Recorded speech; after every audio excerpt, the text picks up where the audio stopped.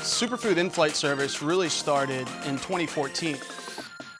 We were just doing our regular service here in the locker room, and we heard players just talking about how bad the food on flights were, and the guys weren't eating enough, and it was not what they were getting here in the locker room and from SuperFood. And we kind of took a minute. We figured out how to get food on the flights, packaged and prepared on an incredible way that makes the food, a higher level of taste and performance.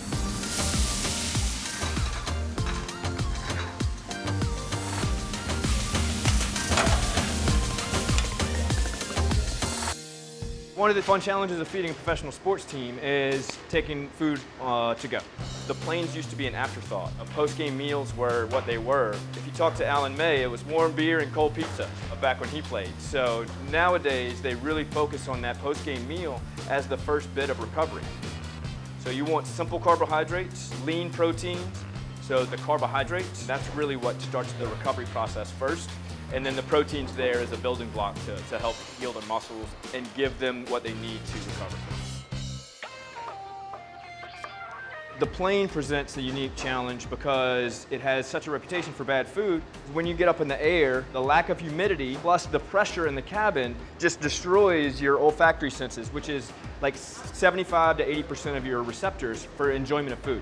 So what we have to focus on is other receptors, which are glutamate receptors. So we focus on foods that are high in glutamate.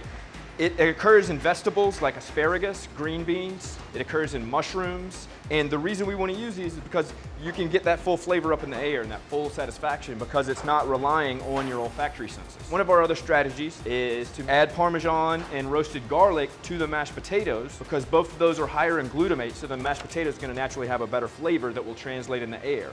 So we'll send these out to the airport, and they'll get loaded on the plane for the boys to enjoy in flight.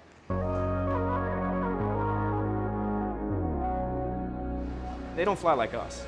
Average flight's usually 2 different entrees. If one of the entrees is beef, then the other one's gonna be chicken or fish. So it'd be like a heavier protein and a lighter protein. There's a little buffet of appetizers.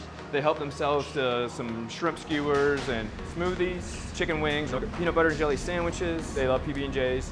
Then they go sit down, and then once they take off, the flight attendants actually take their order, what do you want, and then build a plate for them on the plane. So they get real silverware. Man, those chairs are comfortable. I audit a flight every now and then, and it makes me jealous.